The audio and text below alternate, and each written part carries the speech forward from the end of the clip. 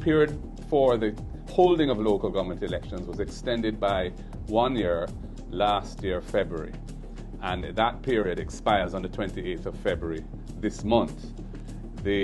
By all indications, there will not be local government elections by the 28th of February this month.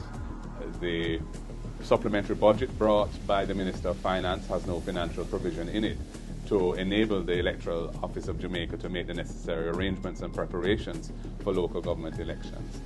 And at the same time, no legislation was brought to Parliament by the government to further extend that period. And Parliament is this current session of Parliament has been prorogued.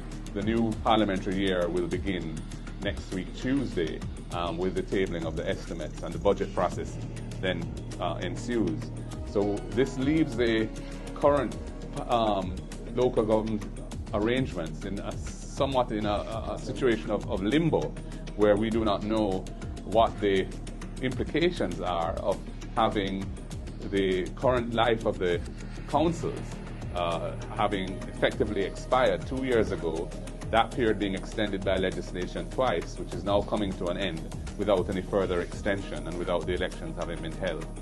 We feel that there's no excuse for not holding local government elections now. The excuse that was given previously on 2 occasions was the pandemic and not wanting to exacerbate the problems of contagion as a result of the pandemic, but the society has been functioning for a year now without social distancing rules, and there can be no way in which the pandemic provides any further basis for suspending democracy at the level of local government.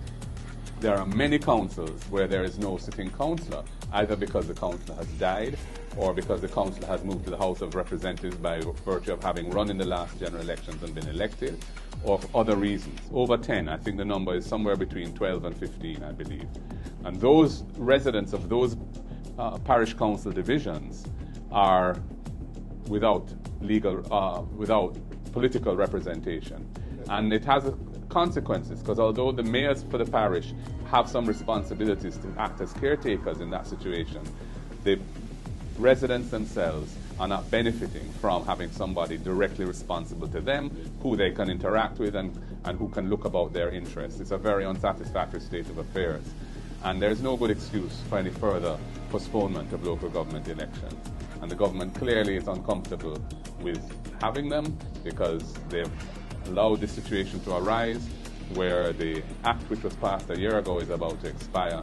No new legislation has been brought to replace it, and the impact of the expiration is going to be to give rise to some questions and concerns as to the current status of all the municipal corporations across the island. So we are calling on the government to rectify this situation immediately, call the local government elections, or fixes the legal problem which has been created. But there's no reason. We are calling on the government to rectify this situation immediately, call the local government elections, or fixes the legal problem which has been created. But